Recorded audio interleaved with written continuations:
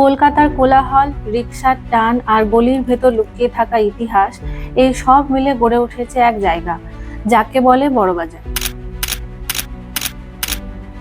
এটা শুধু একটা বাজার না, এটা একটা যুগের সাক্ষী, যেখানে ব্রিটিশ আমল থেকে শুরু করে আজকের আধুনিক বাণিজ্যের গল্প লুকিয়ে আছে। 1700 সালের গোড়ার দিকে কলকাতা তখন 3টি গ্রামের মিশেল: সুতানুটি, গোবিন্দপুর আর কলিকাতা। গঙ্গার তীরে এই ছোট্ট বসতিতে গড়ে ওঠে ইস্ট ইন্ডিয়া কোম্পানির দপ্তর। সেই সময় ব্যবসা বাণিজ্যের জন্য একটা জায়গা দরকার ছিল, যেখানে দেশি ও বিদেশি ব্যবসায়ীরা তাদের পসরা সাজাতে পারে।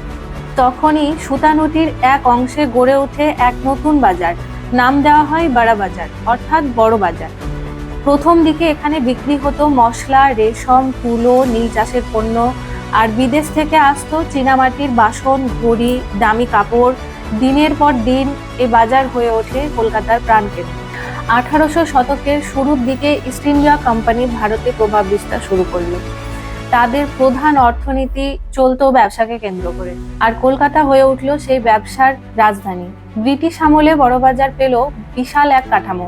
এখানে তৈরি হয় কোম্পানির গোডাউন, নীল চাষের স্টোর হাউস, কাপড়ের ওয়্যার হাউস। বিশ্বে যে ভারতীয় পণ্য যেমন রেশম, আফিম, চা, মশলা রপ্তানি হতো, তার একটা বড় অংশ এখান থেকেই যেত। এটা আর কেবল শুধু বাজার ছিল না, এটা হয়ে উঠেছিল ইন্ডিয়ান কলোনিয়াল ট্রেড হাব। বড়বাজারের মূল ভিত্তি গড়ে ওঠে মুসলিম কারিগরদের হাতের তৈরি কাপড়, রেশম কাজ, চামড়ার জিনিস আর বাঙালি শ্রমিকদের অক্লান্ত পরিশ্রমে। 1900 শতকে কলকাতায় আসে এক নতুন সম্প্রদায়, মারোয়ারি ব্যবসায়ী। রাজস্থানের খরা, দুর্ভিক্ষ আর দারিদ্র্য তাদের বাধ্য করেছিল দেশে এক নতুন ব্যবসায়িক শহর খুঁজতে। তারা নিয়ে আসেন তাদের বুদ্ধি, হিসেব আর বিশ্বাসের এক অদ্ভুত মিশ্রণ। বড়বাজারে গড়ে ওঠে পাটের গুদাম, সোনার দোকান, কাপড়ের পাইকারি ঘর। এখানে জন্ম নেয় ভারতের প্রথম প্রাইভেট ব্যাংকিং নেটওয়ার্ক, হুন্ডি সিস্টেম। আর এখান থেকে শুরু হয় কিছু নাম, যাদের ছায়া আজও ভারতের শিল্প জগতে বিশাল।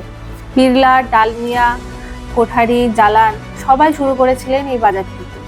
বাজারের মুখ বদলে যেতে থাকলো। বড়বাজার পরিণত হলো ইন্ডিয়ার মার্চেন্ট পাওয়ার হাউস। 1920 থেকে 1950 এই সময়টা ছিল বড়বাজারের সোনালী যুগ।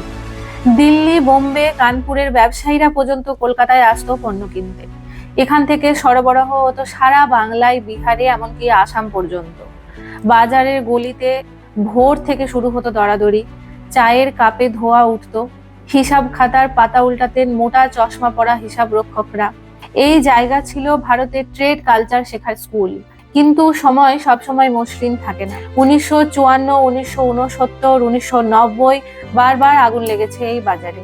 পুড়ে গেছে অনেক দোকান, হারিয়েছে অনেক কোটি টাকার পণ্য, তবুও বাজার থেমে থাকেনি। পরের দিন আবার খুলেছে দোকান, আবার জ্বলেছে আলো। এই স্থিতি মনোবলই বাজারের আসল পরিচয়।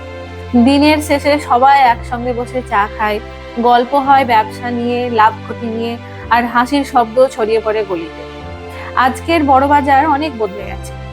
ব্যবসায় এসেছে ডিজিটাল মাধ্যম, মোবাইলে অর্ডার আসে, ট্রানজাকশন হয় অনলাইনে।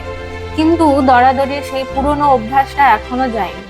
আজও এখানে সারা ভারতে পাইকারির পণ্য, বস্ত্র, মশলা, প্লাস্টিক, ইলেকট্রনিক্স সমস্ত কিছু এখানে পাওয়া যায়। সময় বদলাবে, শহরও বদলাবে, কিন্তু বড়বাজারের ইতিহাস রয়ে যাবে।